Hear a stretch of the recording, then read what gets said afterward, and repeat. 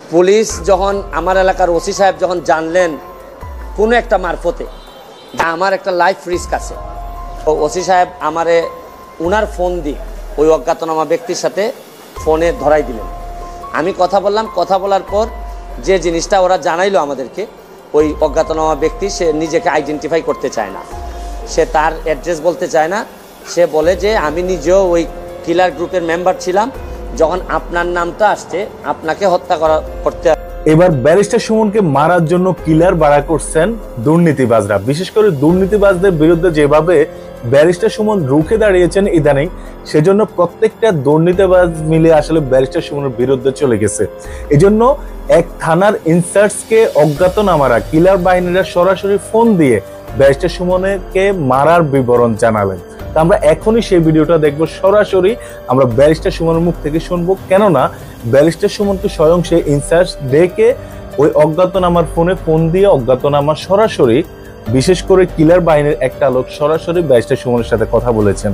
তো আমরা এখন ব্যারিস্টার সুমনের কথাগুলো সর্বপ্রথম শুনে আসি, তারপর আমরা বিস্তারিত আলোচনা করবো। এই জন্য বিশেষ করে যারা ব্যারিস্টার সুমনকে ভালোবাসেন, ব্যারিস্টার সুমনের কর্মকাণ্ড পছন্দ করেন, তারা অবশ্যই আজকের ভিডিওতে লাইক দিয়ে ভিডিও দেখা শুরু করেন এবং শেয়ার করে সবাইকে দেখার সুযোগ করে দেন।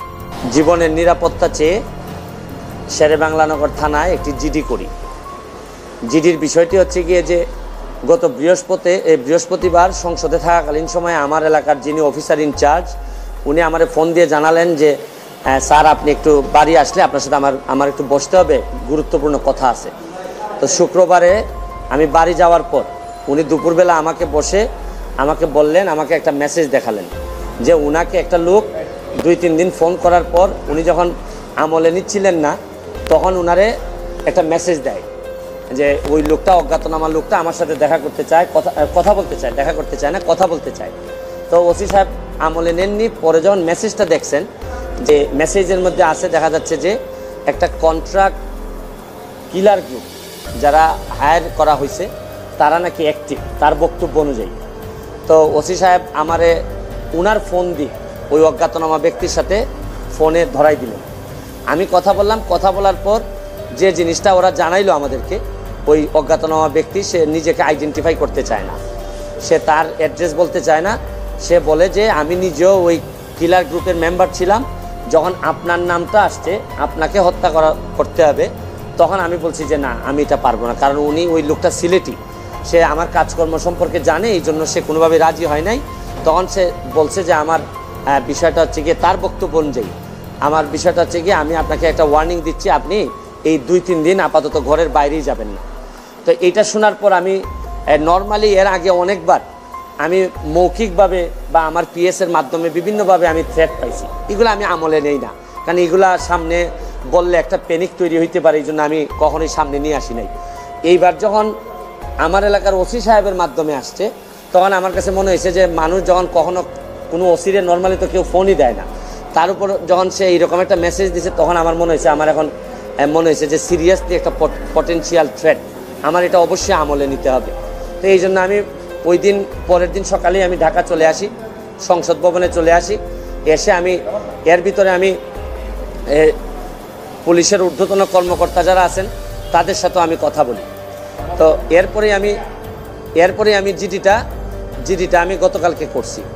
কিন্তু আমার যে জায়গাটাতে প্রশ্ন হচ্ছে, দেখেন আমি একজন মেম্বার অফ পার্লামেন্ট, পুলিশ যখন আমার এলাকার ওসি সাহেব যখন জানলেন কোনো একটা মারফতে আমার একটা লাইফ রিস্ক আছে, তখনই কিন্তু উচিত ছিল যে উনি এসপি সাহেবের সাথে আলাপ করবেন, ডিআইজি সাহেবের সাথে আলাপ করবেন, এটা কি আসলেই থ্রেট নাকি না কেউ বোগাস নাকি না কিছু, এটা তো আমার কাছে আসার আগেই এদের তদন্ত করে ফেলা উচিত ছিল। মানে আমাকে জিডি করতে হলো কেন? প্রশ্নটা হচ্ছে গিয়ে যে আমার থ্রেটটা তো আমি জানি না, জানছে প্রথমে ওসি সাহেবের পরে এটা এসপি ডিআইজি ওনাদের কাছে যাবে। আমি জানার আগেই ওনারা আমাকে প্রোটেকশন দিবেন, আমাকে পরে জানাবেন যে এই থ্রেটটা যেটা ছিল এটা রিয়েল অথবা ফেক। ওনারা আমাকে বলছেন, ওসি সাহেবের যতটুকু ব্রেইনে ধরছে উনি ধরছেন, আমাকে বলছেন, আমাকে জিডি করতে হয়েছে। আর আমার নিরাপত্তা তো এখন আমার নিজেরই দিতে হইতেছে। এখন রাষ্ট্রযন্ত্র, আমি এইটা বুঝলাম না যে এই রাষ্ট্রযন্ত্র আসলে কি আদৌ আমার বাঁচায় রাখতে চায় কিনা। কারণ হচ্ছে কি, আমি যাকে জিডি করতেছি পুলিশ ডিপার্টমেন্ট, সেই তো আগে জানছে আমার আগে, সেই তো আমারে বলার দরকার ছিল যে সে ব্যক্তি আইডেন্টিফাই করা যায় নাই। পুলিশ মারফত কখনো শুনলাম যে ওনারা নাকি ট্রেকিং করে, কখনো বলছেন যে এই পাহাড়তলি চট্টগ্রামের, তারপরে কখনো বলতেছেন তার বাড়ি এই বড়লেখা বা সিলেটের কোন জায়গায় যেন। তা আমার বিষয়টা হচ্ছে গিয়ে যে দেখেন, এই দেশে বঙ্গবন্ধু মারা গেছেন, তার পরিবার সবাই মারা গেছে, আমার হবিগঞ্জের শাহ এম এস কিবরিয়া সাহেব মারা গেছেন, আমরা তো কোনো প্রোটেকশনই দিতে পারি নাই। আর আমার বিষয়টা এরকম হয়েছে যে এই পুলিশের ভূমিকা দেখে মনে হইতেছে যে পুলিশ মনে হইতেছে যে একটা অপমৃত্যু রেকর্ড করার জন্য বসে আছে, যে আছে একটা মৃত্যু হয়েছে, নাইলে এই পর্যায়ে যাবে কেন। আমি কি করতেছি না করতেছি সব পুলিশ এবং এনফোর্সমেন্ট এজেন্সির নখদর্পণে থাকবে, কারণ এরা খবর নেয় না বলেই লোকগুলা মরে, আর এরা খবর নেয় না বলেই বেনজিররা এত ধনী হয়, এরা খবর নেয় না বলেই মতিউররা এত টাকার মালিক হয়, কারণ এরা তো থাকে কারে কোন জায়গায় বদলি করবে, কারে কোন জায়গায় জায়গা মতো নিজের লোক সেট করলে অনেক টাকার বাণিজ্য হবে, এইসব অভিযোগ এদের বিরুদ্ধে। যার কারণে আমার কষ্টটা এখানে, আমার এই মরতে কষ্ট নাই, আমার দুইটা কষ্ট, একটা হচ্ছে মরে গেলে আমার এলাকার মানুষের কি হবে, এইটা আমাকে কষ্ট দেয়। আরেকটা হচ্ছে গিয়ে যে এই দেশটা এমনভাবে মরার জন্য ক্ষেত্র তৈরি করা হয়েছে যে আপনি দেখেন, আজকে আমার সকালবেলা আমার মেয়ে আমাকে বলে কি জানেন, কোন দেশে আছি, আমার মেয়ে আমারে বলে তোমাকে নাকি থ্রেট দিছে কে, সে আমেরিকাতে থাকে, বাচ্চা মাত্র বয়স 11। আমি বলছি হ্যাঁ আমি তো গুড ওয়ার্ক করি, এই জন্য ব্যাড পিপুলরা আমারে হুমকি দিছে। সে আমারে বলে there must be a line between good work and stupidity, মানে আমার মেয়ে মনে করে আমি যে গুড ওয়ার্ক করি, আমি যে অন্যায়ের বিরুদ্ধে প্রতিবাদ করি, এগুলো হচ্ছে গিয়ে স্টুপিডিটি। কারণ আমি আর কি জবাব দিব তারে, কারণ সে তো তার মাথার মধ্যে এগুলাই আছে যে বাংলাদেশে যারা ভালো কাজ করে, অন্যায়ের প্রতিবাদ করে, এরা স্টুপিড। কিন্তু আমার মেয়ে অল্প বয়সী মেয়ে, আমি তো বুঝাইতে পারি না যে আমার জন্ম এই দেশে, এই দেশের মানুষের কল্যাণে আমি কাজ করতে চাই, কারণ আমার রক্তের মধ্যে এটা আছে, আমি করবো কি এটা, যে ধরনের প্রোটেকশন। আমি তো আর আগের ব্যারিস্টার সুমন না, মেম্বার অফ পার্লামেন্ট হিসাবে আপনি না আগের ব্যারিস্টার সুমনকে ফেলে দিলেন, কিন্তু মেম্বার অফ পার্লামেন্ট হিসাবে আমার সিকিউরিটির আগেই আমি যে জিডি করা লাগলো, এইটার জন্য দুঃখ প্রকাশ করতেছি। কেন আমি জিডি করব? আর যদি এটা আমার কাছ থেকে ইনফরমেশনটা আসতো যে আমার পিএস বলছে যে আমারে থ্রেট দিছে, বা আমার এক বন্ধু বলছে, বা আমার এক আত্মীয় স্বজন বলছে, তা নয় আমি জিডি করলাম। পুলিশের মাধ্যমে যখন আসে তখন তো সাথে সাথে এই কাজটা করার দরকার ছিল। এখন বুঝেন অবস্থাটা কোন জায়গায় আছে। তারপর আমি বিশ্বাস করি যে যতদিন আসি মানুষের কল্যাণে কাজ করতে চাই, আপনাদের দোয়ায় কাজ করতে চাই। তো দর্শক, আপনারা ব্যারিস্টার সুমনের পুরো বক্তব্যটা শুনলেন। রিসেন্টলি উনি সংসদে থাকা অবস্থায় ওনাকে মারার হুমকি দিয়েছেন। বিশেষ করে বিস্তারিত কথাবার্তা আপনারা জেনেছেন যে লোকটা আসলে রাজি হয় নাই সে ছিল সিলেটি। কারণ ব্যারিস্টার সুমন দেশের জন্য, তার এলাকার জন্য যেভাবে জনগণের জন্য কাজ করে যাচ্ছেন, সেখান থেকে সেই লোকটা যেহেতু সিলেটি, সে কিন্তু এই বিষয়ে অবগত রয়েছে। এই জন্য সে ভাবলো একটা ভালো লোককে আমি কেন মারতে যাব। এই জন্য বিস্তারিত সকল কিছু তাকে জানিয়ে দিছে যাতে সে সচেতন থাকতে পারে।